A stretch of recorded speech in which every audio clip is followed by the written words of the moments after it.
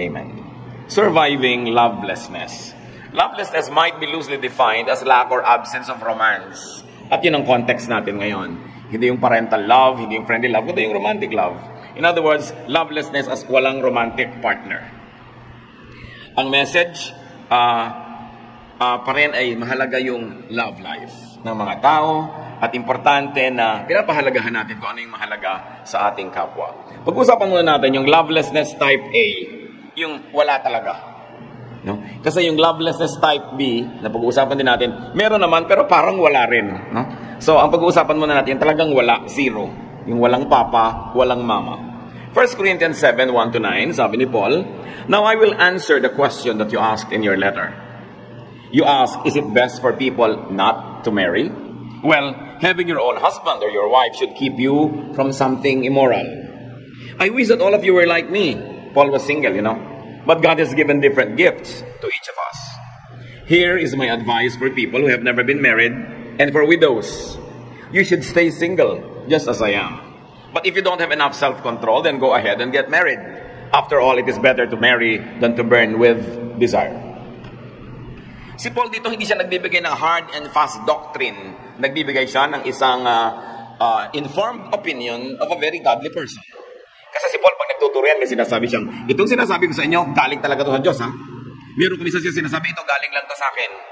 Opinion ko lang ito. Nilelabel niya yon. This one, hindi niya nilabel. But because this kind of teaching is not supported strongly anywhere else in Scripture, we like to think that it is a godly opinion, but nevertheless still an opinion, and it cannot be made into solid doctrine. What is important to notice here, brothers and sisters, is that the people of Corinth were writing. Pagka ba nabiyuda na, dapat pa mag-asawa or not? Talaga bang dapat na kantsawaan at ipagtula ka mag-asawa yung mga nasa edad na hindi pa nag-aasawa? Sabi niya, alam nyo, kung ako kayo, kung hindi rin lang kayo naglalagablab sa pagnanasa, no?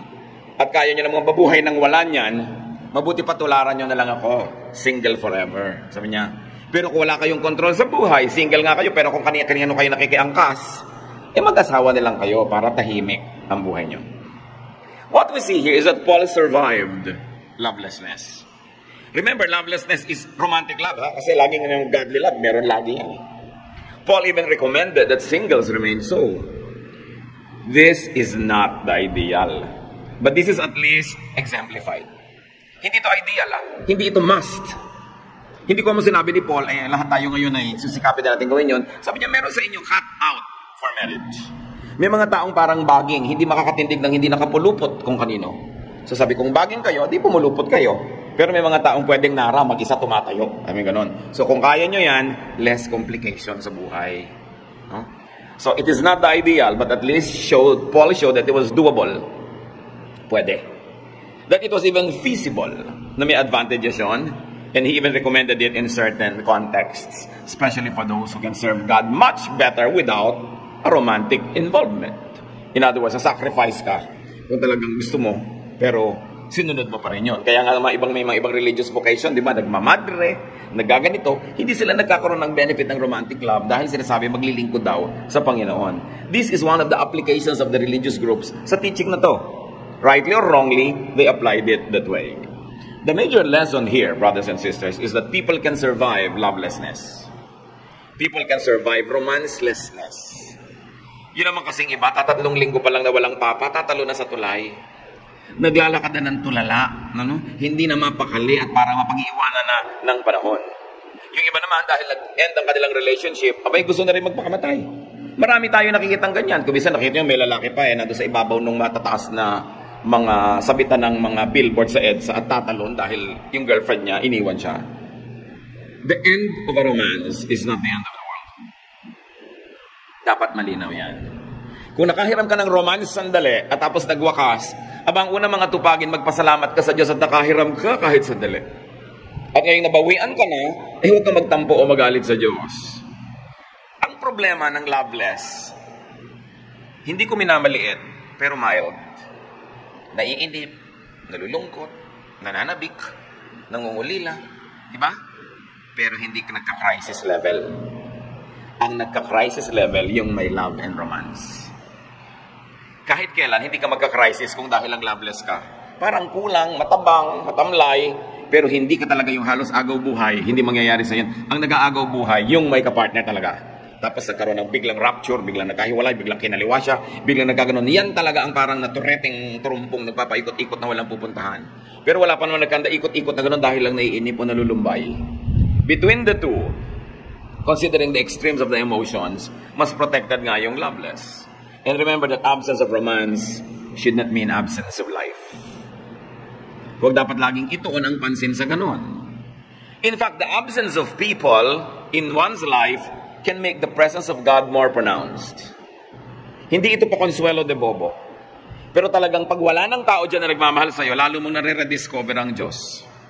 Marami nga pag may nagmamahal sa kanila, nakakalimot nalilibang. Nagkakaroon ng idol at idolatry. No? Pero yung talagang wala at wala na, bigla mo maalala, ay salamat, may Diyos naman nga pala. Kasi yung lovelessness nga na sinasabi natin, romance lang. But in terms of love, you cannot really be loveless because God loves you. Because God loves us. Nobody is loveless. Pero pwede siguro romanceless. Psalm 68, 5-6. Our God, from your sacred home, you take care of orphans and protect widows. You find families for those who are lonely. Kita niyo ang pagpupuri sa Diyos? Galing sa iyong banal na tahanan, inaalagaan mo ang mga ulila at mga balo. Kasi mga balo, siyempre considered din single, loveless. Sabi ko nun, inihahanap nyo ng angkan ng pamilya yung mga nalulungkot at walang kabilangan o walang masalihan. The teaching here is very, very clear. God helps the loveless, the partnerless, the homeless. And in a very sweet way that only those who are utterly loveless can experience, God becomes your love and partner and home. Although not in a romantic way, of course. Kaya hindi pwedeng maubusan ng tao ng matatakbuhan. Hindi mo wawakasan ng lahat, hindi ka mawawala ng pag-asa dahil lang nagwakas ang isang romanso, dahil hindi na magsimula kahit kailan, inip ka na. So kung ang Diyos ay matulungin sa mga single, sa mga loveless, so should God's people be. Dapat din ang mga anak ng Diyos matulungin dun sa mga loveless, sa mga single.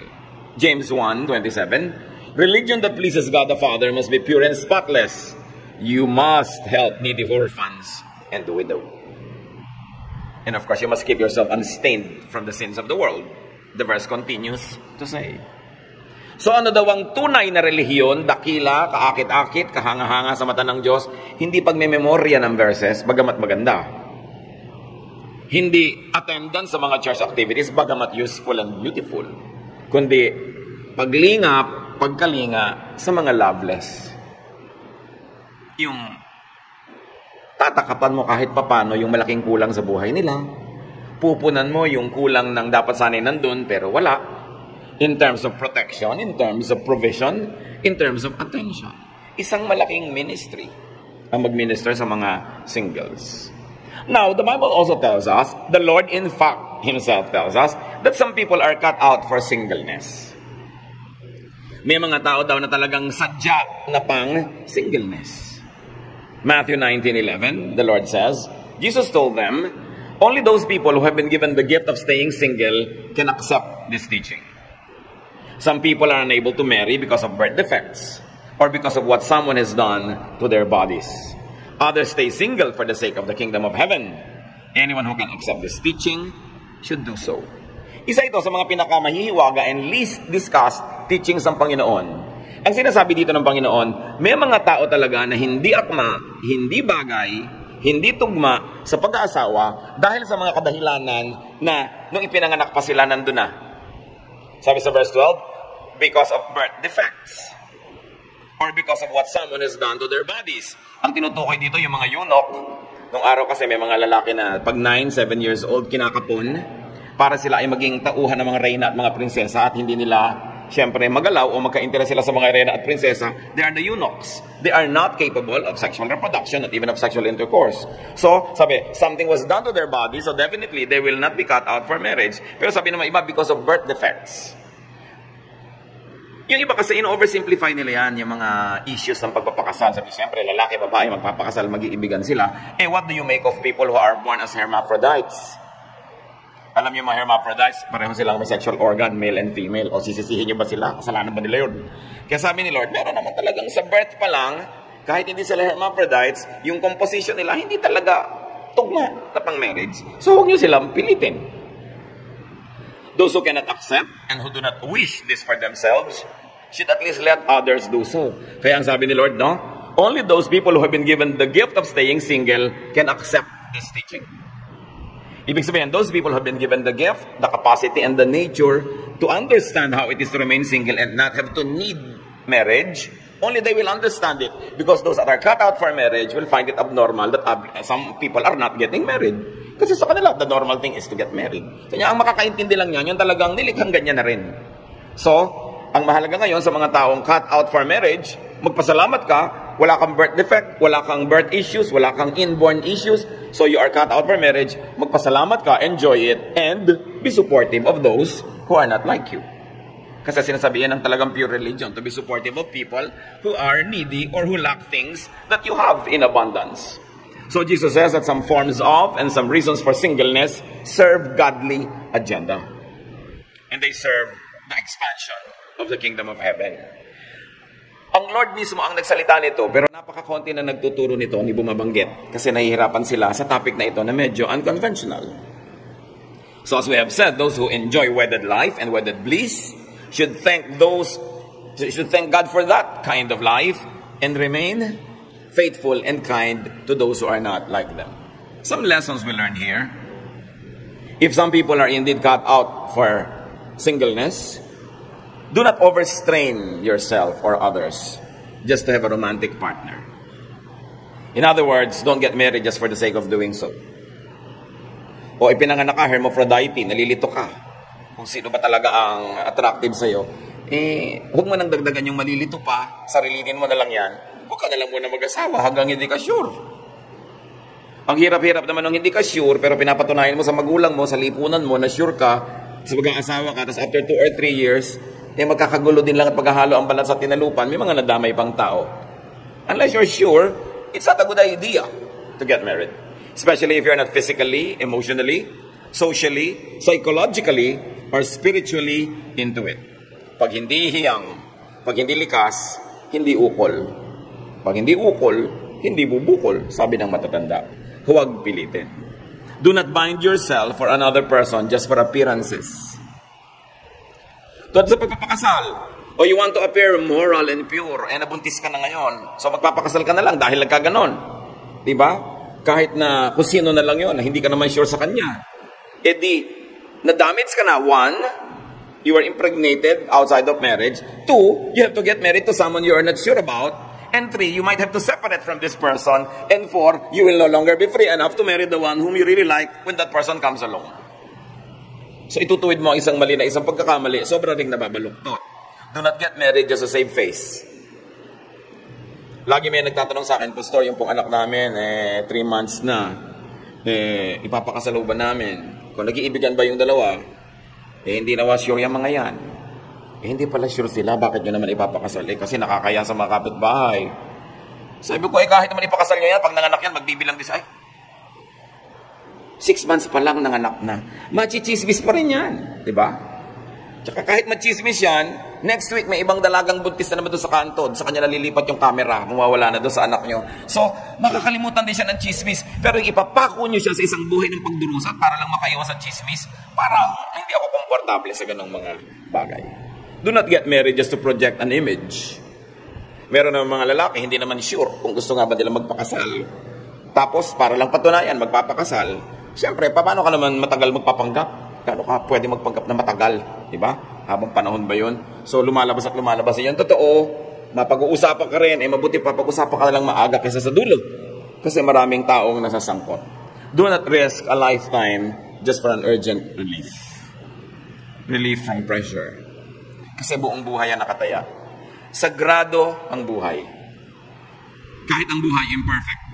Kahit yung taong may-ari ng buhay na yon imperfect, sacred yung life niya, hindi mo pwedeng i-sacrifice yon just for the sake of appearances, just for the sake of tradition or expectation of people around. Because the individual who owns the life has the duty and the privilege to live that life to the fullest. Kaya dapat yung mga pressure na yan, palayain natin ating mga sarili. Kasi hindi pwedeng ganun. Now, do not pressure others to have a romantic partner or to get married. Lalo't hindi pa panahon. Baka naman pwedeng mangyari, kaya lang hindi pa panahon. Minsan parental or social expectation or pressure or personal denial. As we have said, do not push, especially if there are signs or hints of personality or gender orientation issues. Malaking issue yon, kaya hindi pwedeng babaliwalain. Importante na iginagalang natin kung ano yung kalagayan, especially at the moment. There's a danger of overeager or premature testimonies, halimbawa ng mga tao. Kumisan, nagkakaroon ng mga sobra tayong expectation. Halimbawa, mayroong isang gay person na biglang naging born again, magte-testify agad, I was formerly gay and now I'm straight. No? Speak for yourself. But when people expect that from everybody, it becomes very oppressive. Especially if your restoration, if the transformation is a process. And processes usually take long.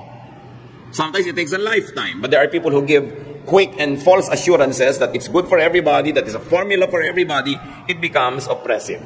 An instant reorientation in anything is a very, very big promise to make and to keep. This is oppressive. Even to those making the promise. Para rin yung kumisan, pag sikat ka, artista ka, bigla ka na born again, pinagte-testify agad ikaw ng changed life mo. Hindi mo na-sustain. After 3 months, fall ka, nalagay sa diary, yung the same tao na hallelujah, hallelujah, nung nagte-testify ka, will now condemn you. Mahirap yung testimony business, kaya hindi tayo mahilig magpa-testify. Yung nagte-testify na papako. The weather is not the same every day. Your spirituality, the conditions around you might be very conducive now for a very high level of spirituality, but you don't know if that's the same 3 months from now. We are as good as our last victories and failures. Kaya mahirap yung ipinapako ang mga expectation. No?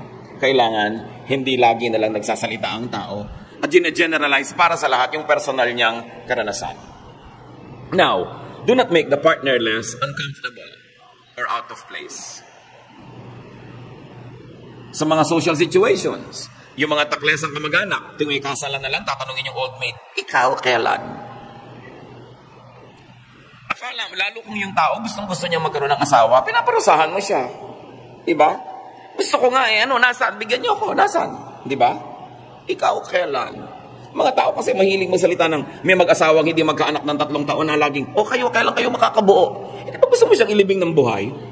Kung merong gustong makabuo yung mag-asawa, bakit nakikialam yung mga tao laging, kayo, baka naman di kayo marunong, bla bla bla. Yung mga nonsense na mga walang katuturan mga salita ng mga tao. Lalong nagpapahirap ng loob sa mga nahihirapan na nga. We should be sensitive. Kung gusto ng taong mag-asawa, haharurot yan. Kayo iba, 13 pa lang, nag-aasawa na Gustong gusto. 17. Ngayon, kung 45 na, hindi pa, huwag mong pakialaman. Baka ayaw. O baka wala lang sa mood. O baka walang nanliligaw. Anong gagawin mo sa kanya? Kaya dapat hindi pinagtatatanong yan. Gawin nyo yan na isang covenant sa inyong pamilya. Walang tanungan, kailan ka? Diba? Yung mga magulang habang bata, naku, huwag kayo magpapaligaw. Tapos pero pag above 30 na, naiinit na, pinaparipa na, may kasama ng plancha at mga kaldero. Mabili na lang ang anak.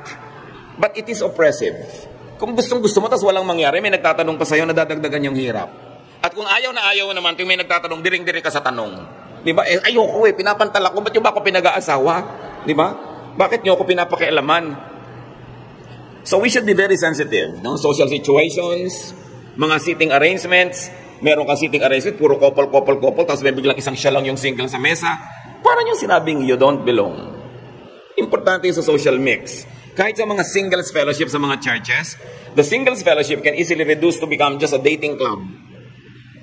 Na parang, ang goal mo, mawala ka na sa singles fellowship agad, makakita ka ng matitiklo mo doon sa singles fellowship, mapakasal kayo at malipat na kayo sa couples. Kung ikaw ngayon, isang single person na hindi ka cut out for marriage, sa kasasaling fellowship, kung alam mong puro walang inatupag yung mga tao sa singles fellowship kung hindi maghanap ng kadate, saan ka ngayon ilalagay? Then people fall in the cracks. Huwag tayong malibang kung 90% of the people in the church are being ministered to according to their reality, according to the truth of their life. Kung may 10% na hindi nami-ministeran, yung mga women halimbawa na unmarried, tapos napipilitang sumama sa women's fellowship, tapos ang mga topic tungkol sa mga husband and wife relationship, blah blah blah, anong gagawin nila? Diba? These people fall in the cracks. And you must notice that the attention of the Lord Jesus was not on the majority who are happy and normal, but to those who fall in the cracks. The outsiders, the lepers, the sinners, the tax collectors, the outcasts, yung mga walang description, yung mga hindi kasali, yung mga puwera, yun ang inipon niya at yun ang kanyang labis na minahal. Dapat ganun din ang gawin ng church at ng mga church people. You don't always just minister to the loud majority, but you listen to those who are voiceless. Because centuries, sometimes, of tradition and centuries of neglect and centuries of minimalization have taught them to be just silent. Kailangan sensitive ka doon. This is the spirit of Jesus Christ. Sensitive sa mga puwera, sa mga hindi kasali, sa mga kawawa, sa mga hindi maintindihan. So, kahit sa mga church fellowships, sensitive dapat sa ganon. And say no evil. Ano yung mga say no evil nga? Yung sinasabi natin, o kailan ka? O ikaw, kailan naman? Mga ganyang mga tanong. Magtanong kayo ng iba. Sa ba pinakulay ang buhok mo? Di ba? Sa ka nakabili ng magandang lote? Marami namang naitatanong sa buhay. No? Pero yung ganong tanong talaga, napaka-unkind. Stop asking. In fact, do not even ask. And do not be over-solicitous. O ikaw, ito kawawa naman ito. Wala naman itong kasiping sa mga malalamig na gabi. Padala mo ng unan. Diba? Ay, anong magagawa mo? Walang katuturan yun. Stop criminalizing singleness and aloneness. Isa pa dito na laging mga tampulan ng biro, mga byuda. You know, next, more difficult to being single all along is to have had a husband or a wife and then maging widow or widower. Lagi nila ikaw tampulan din ng mga biro. No? At yung mga dirty old men, walang ginawa kundi kindat-kindatan ng mga byuda. Yung parang akala mo laging lahat ng byuda ay marupok. Lahat ng byuda ay talagang hinihintay lang matisod sila at sasama na. Maraming lalaki ganun ang attitude sa mga byuda. Napaka-condescending. We must be sensitive and respect widows. No? Kasi kung gusto naman nilang ilagay yung place nila, sarili nila in the market, they can and they will. You don't need to push or pull them. Total free naman sila legally and morally. O kaya overly strict tayo sa byuda. Yung mga anak, naku, hindi na namin pagpapayagang mag-asawa si mami na nabiyuda. 37 pa lang mga anak, yung nanay nyo, 42. Sana man lang 97, baka pwede na, sige. Pero kahit mga 97 at gusto niya, bakit nyo pipigilin? Selfie sa mga anak. So sabihin, ibibigay ni mami yung mga kabuhayan namin sa mga papangasawa niya. Kakamutin nyo ba naman yung bakokang niya kung kumakati? Di ba? Aabutan nyo ba siya ng kape? Masusuyo-suyo ba kayo? Hindi naman. Mano naman pamanahan din yung masasandal-sandalan niya na si Bogart. Kung yun ang nagpapasaya sa kanya, mapapasaya nyo ba yung nanay nyo? Samantalang, pag uuwi na kayo, may mga asawa kayo na kanya-kanyang buhay, yung nanay nyo, tapos pinagdadamutan ninyo lumigaya. Di ba? Kasi gusto nyo, kayo ang magmana nung mamanahin. Kaya selfish ko minsan. Sabihin, si mami naman parang nasisira yung wisdom niya sa kanyang romance. Lahat naman talaga nai-inlove, nagagagan ng konti, di ba? So, hindi ka naman pwedeng sobrang talino, tapos may in-love ka. Yung mga sobrang talino, hindi na in-love. So you allow people because people have needs. And once again, it's related to the sacredness of life. This woman, even though she might have eternal life in the presence of Abraham, has only one life here on earth. And if she didn't live it to the full, if she didn't have all the happiness that's available to that life, kulang at nalugi siya doon. Lahalaga, igalang natin yon from the point of view of the person who has the life that must be lived. So do not prey on vulnerable widows or lonely singles. Huwag pansamantalahan yan. May iba pang pagsasamantala sa widow na ginagawa ng mga religious people nung araw, kinriticize ang Panginoon. Mark 12:40, but they cheat widows out of their homes and pray long prayers just to show off. They will be punished, most of all. Ito yung mga religious people na kinukumbinsi yung mga byudang i-donate ang minana nila sa church. Sabi, padasal-dasal pa sila makakaba. Ang intention lang naman nila ay makuha yung mga naiwang kayamanan doon sa byuda. Sabi, grabe ang punishment sa mga ganyan, mga nagsasamantala. Now, do not cause singleness or widowhood by wrecking homes. Kanina, pinag-uusapan lang natin how to be kind to the single and to the widow. This time, huwag kayo ang maging cause na may naging single tuloy, dating married, kasi naagaw nyo yung partner niya. Do not create a gap between a husband and a wife to the point that one of them becomes yours and the other one becomes a single again. Hebrews 13:4, have respect for marriage. Always be faithful to your partner because God will punish anyone who is immoral or unfaithful in marriage. Respect someone's marriage. Huwag na huwag kayong magiging dahilan para yung mag-asawa magkahiwalay. Huwag na huwag mang-agaw. Kung gusto ng Diyos na magka-partner kayo, napakarami pang single na tao, may 6 na bilyong tao sa planeta, hindi nyo kailangan mang-agaw ng may ka-partner na. Akala nyo lang wala na kayo matatagpuan ganon. Marami nun. At kahit wala, edi pasensya kayo kasi may nauna na. Kailangan iginagalang natin yung marriage sa mga tao. Kahit na yung isa na doon sa married na yun ang lumalapit sa'yo, ipagtulakan mo pabalik sa asawa niya. That's the godly thing to do. Kahit gusto mong kabigin mo ng dibdib, itulak mo pa rin kasi hindi yun ang tama. Maunawain ka sa nagkakamali, maunawain ka sa mga those people who fall in the cracks, maunawain ka doon sa mga hindi normal, pero huwag ikaw ang pagsisimulan ng gulo. Kailangan strict ka sa sarili mo at ikaw ay maluwag sa ibang tao. Now, yung pinag-uusapan natin type A, yun yung wala talaga. Pag-usapan natin yung lovelessness type B, yung meron pero parang wala. May asawa kayo pero malayo. Type B kayo. Di ba? May asawa ka pero OFW siya, o OFW ka. O may asawa ka pero yung asawa mo unable or disabled to be romantic. Ito yung type B. Meron pero para ring wala. 1 Corinthians 7, 1-5. Now, I will answer the questions that you ask in your letter. You ask, is it best for people not to marry? Well, having your own husband or wife should keep you from doing something immoral. Husbands and wives should be fair with each other about having sex. A wife belongs to her husband instead of to herself. And a husband belongs to his wife instead of to himself. So don't refuse sex to each other. Unless you agree not to have sex for a little while in order to spend time in prayer. Then Satan won't be able to tempt you because of your lack of self-control. The contemporary English version calls a spade a spade. Wala na mga paligoy-ligoy. Yun talaga yun. Clear, diretso, naiintindihan tuloy agad. Ang sinasabi niya, babae ka, may duty ka sa asawa mong lalaki, don't refuse.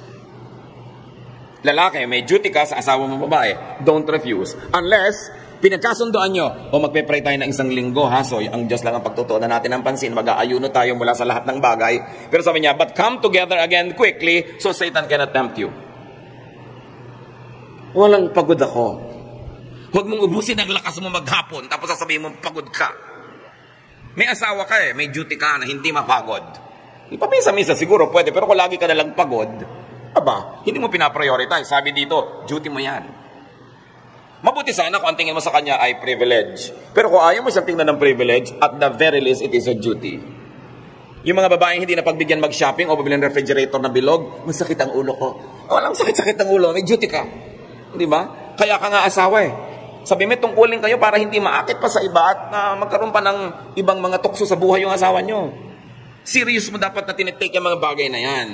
Hindi lang yan privilege, duty rin. So, survive this form of lovelessness by serving each other's needs. Whenever, however, possible. May mga nagtatanong pa po sa akin, Pastor, maghiwalay po kaming mag-asawa. Ang tagal-tagal ko na pong nasa abroad, pwede ba kami mag-video chat? Sabi ko, ikaw ikakaligayan nyo ba? Mag-asawa naman kayo? Pagbabawalan ko pa ba kayo? Kesa naman maglagablab kayo sa pagnanasa at wala kayong mapagmunto na ng mga init ng inyong mga bulalo? Ano naman? Kasi meron doon nagsasabing huwag, mag-asawa na nga kayo. Everything is permissible in the marriage bed, for goodness sake. Yung iba kasi pagka-relihiyoso at biblical, mag-asawa na nga, napakarami pa rin chichiburetsi at bawal. No? Hindi na Diyos ang nagbabawal yan. All you have to do is look at your anatomy, and God has placed in your anatomy all the right nerve endings in the right places para kayo makiliti. So, sinong gumawa ng katawan nyo? Ang Diyos. Tapos mamalisyahin nyo yun. Basta in the context of marriage, it's acceptable. Kaya masyadong relihiyoso. Di ba? Maging spiritual. Look also at the law of nature because God is the author of the law of nature. Do not demonize your desires. Do not demonize your pleasures, especially if it's in the context of marriage. Kailangan ng pati mga mag-asawa makalaya na sa napakaraming mga gapos na inilalagay ng simbahan. Hindi Diyos ang naglalagay. You must always isolate what God teaches and what the church tradition advocates. So kailangan gumawa kayo ng paraan para magkaroon kayo ng mga hindi naman ipinagbabawal ng Diyos na kasiyahan sa buhay. Survive this form of lovelessness by setting limits to absence or separation. Unavailability. O may out-of-town trip si Mr. hanggat maaari, no more than 2 nights. Sa 3rd night, gumaganda na ang chambermaid. Gumaganda na ang receptionist. Sa 4th night, pati magbabalot, gumaganda na. Okay? Although marami namang magbabalot na likas talaga maganda. Pero hindi mo tinatagalan yan. Kaya ang problema nga ng mga OFWs, ganun Paano kaya kami, Pastor? Kung alam mo, para sa akin, hindi ko naman i-impose sa inyo ang aking pananaw. Kahit kayo medyo mahirap, pero magkasama kayo, mabuti na yun. Kaya sa mga luho ang buhay nyo, magkahiwalay naman. Magkasawa ka pa, magkahiwalay din naman. So kung meron kang immediate need, kailangan bayaran, utang, o sige, gawin sandali. Pero meron kayong usapan, hindi tayo matetempt, huwag nating habaan. Kasi dapat ang mag-asawa talaga magkasama. Kaya napakalaki rin ang pagkukulang sa atin ng ating bayan, ng ating gobyerno, na hindi tayo mabigyan ng mga provision na ang mag-asawa hindi na kailangan maghiwalay pa. Pero palagay ko, kahit paraisong ekonomiya sa Pilipinas, marami pa rin mag-abroad kasi talaga mahilig mag-adventure ang mga Pinoy. Hindi lang dahil sa pangangailangan, mahilig talaga. So isama nyo, bitbitin nyo ang asawa nyo. Yung iba naman, magkasama na, magtatanong pa sa akin, medyo malaki po ang gastos namin, pauwiin ko kaya sa Pilipinas si Mrs. Kung magtigil ka, magdiyan kayo. At least magkasama kayo, nag-asawa ka pa. So kayo, mga hindi pa married, huwag nga kayo mag-asawa kung nasa plano nyo naman, hindi rin kayo magsasama. At ano pa? Mahalaga, pinapahalagahan yan. Kaya kami partner, para hindi ka na mag-adultery. So it's doubly wrong to commit adultery when you already have a partner. While it is wrong to do that when you don't have a husband or wife, it becomes doubly wrong. May asawa ka na, wala ka ng excuse. Kaya dapat yung mag-asawa nagkikreate ng teamwork, how you can get the maximum happiness from your partnership. Para hindi na maghanap ng iba. May mga asawa rin naman kasi daig pa ang madre superiora sa higpit, ang dami-daming arte. Di ba?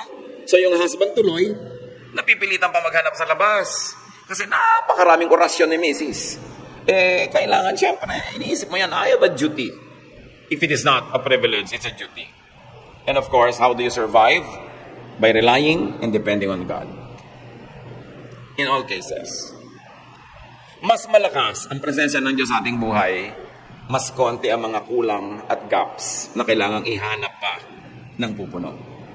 Psalm 42, 5-6, Why am I discouraged? Why is my heart so sad? I will put my hope in God. I will praise Him again, my Savior and my God. Now I am deeply discouraged, but I will remember you. So sa loveless, sa romanceless, put your hope in God.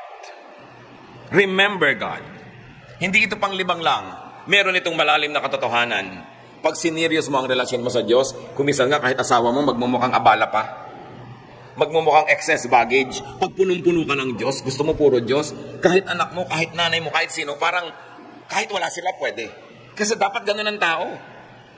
Na pagka maganda yung relasyon mo sa Diyos, bagamat mas dagdag na may mga relasyon ka sa tao, pero dapat hindi ka parang sobrang kulang. Although normal, na nararamdaman mong may kulang, kaya nga si Adan, binigyan ng kasama sa buhay, kahit pa nga may Diyos. Pero punuin natin ang presensya ng Diyos sa puso natin. Lalong-lalo kung alam nyo na nangungulila ka, nalulungkot, nalulumbay, natatempt, all the more that you should fill your heart with the Spirit of God. So survive lovelessness.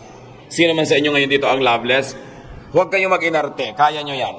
Huwag nyo sabihin, hindi ko kaya, hindi ko kaya. Kaya mo yan. It's a decision. And you can do all things through Christ who gives you strength. No? Although, mas masarap nga sana kung magkaroon ka ng kapartner kung yun ang gusto mo. Pero habang wala, live life. Lovelessness need not be a big issue or a handicap. No, do not be shortchanged. Hindi naman kung gusto mo isang tao, halos gumulong ka na sa kalsada, mapansin ka na lang. Igalang mo sa sarili mo kahit may gusto ka, lalo't ayaw ka. Kasi pag gusto mo siya at ayaw ka niya, nandidiri siya sa'yo. Kahit ikalat mo yung sarili mo dyan, lagi kang gumagawa ng paraang dumikit, matapilok. Wala, naiinis yun sa'yo pag ayaw ka. Lalong walang ka ng pag-asa. Pag alam mo ng ayaw ka, pinagdidikdikan mo pa yung sarili mo doon. So at least may matira man lang sa yung dangal. Diba? So mga kapatid, kahit gustong-gusto nyo isang tao, pag ayaw sa inyo, magtira naman kayo ng galang sa sarili. Kasi anak tayo ng Diyos. Our body is a temple of the Holy Spirit. Our spirit is one with the Spirit of God. Hindi bagay na nare-reject tayo dahil sobra tayong garapal kung lumapit. Lalaki ka o babae, konting pino, konting pagtitimpi. Kasi kung gusto ka ng tao, lumulukso yung dugo niya. Hindi mo siya kailangan akit-akitin. Siya mismo ang lalapit sa'yo. Kaya haba kang parang mais na gusto mong tukain ka ng manok, di ba mas masakit kung hindi ka pa nga tinuka, nakakalat ka na? So kailangan igalang mo yung sarili mo. Dahil yun ang gusto ng Diyos, be dignified. Kasi meron naman talagang obvious na obvious, no? Parang bulating na mimilipit na kinakagat ng 7 langgam. Ito yung nandito yung crush niya. Crush! 37 anyos ka na. Crush! Ibagay-bagay mo naman yung arte mo sa iyong edad. Diba? So, importante, siguro magbigay ka lang ng konting pahiwatig ng presence mo, pero huwag mong masyadong i-hard sell lang yung sarili. Lalaki ka man o babae. Kasi, mas nagpapakababa ka, lalong nawawalan ka ng pag-asa na magustuhan. Importante. And then get on with life. Get alive. Because you have romance, get alive in spite of not having romance. Now, kung kayo naman yung punong-puno ng pag-ibig, gusto nyo, hindi naman para sa akin yung topic, but you're still part of the solution. Because sometimes, sa inyong pagiging puno, nagiging insensitive ka tuloy. Tinitake mo for granted yung nararamdaman ng mga taong walang kapartner.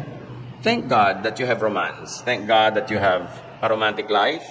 But be kind to those who don't. Like Jesus, be understanding, be nourishing, be accepting, and be supportive. Help the loveless survive. Yan ang ministry mo. Pasalamat mo sa Diyos na ikaw ay may love, tinutulungan naman yung wala. So kung minsan gumagawa ka ng mga event, halimbawa, alam mo, Noche Buena, marami kayong mga kamag-anak na mga single, walang mga pamilya, pwede ka naman mag-invite, o sige, marami kayo. Hahaluan mo rin ang ibang mga married people para hindi naman mukhang pang kanila lang yun. In other words, you invent events so that they could be part of your family. Nourishing. Ganyan yung sila, Priscilla and Aquila kay Paul. Paul was single. Si Priscilla and Aquila, walang ginawa kundi invitein sa bahay nila si Paul. Pakainin, suportahan, samahan sa lahat ng lakad. Ministry nila. Alam niyo si Paul ang daming nagawa kasi may Priscilla and Aquila. Kasi may couple, usual, normal couple that supported this unusual, over-aged, single worker called Paul. Marami siyang nagawa dahil may mga nag-support sa kanya. So, pasalamat tayo kung hindi tayo nangangailangan ng support, then let's be the ones to give it. Don't judge people. Don't measure people according to what has been, according to tradition, or according to what is conventional. Every person is unique. You don't make a person conform to any mold because every person is unique. Let the love of God be enjoyed by you if you're loveless, and let the love of God flow through you if you have this romance, and you can be more supportive of those who don't. This is Christianity in motion. This is high religion. Ama namin, salamat sapagkat kayo Diyos na maibigin at nauunawaan niyo ang lahat ng bagay.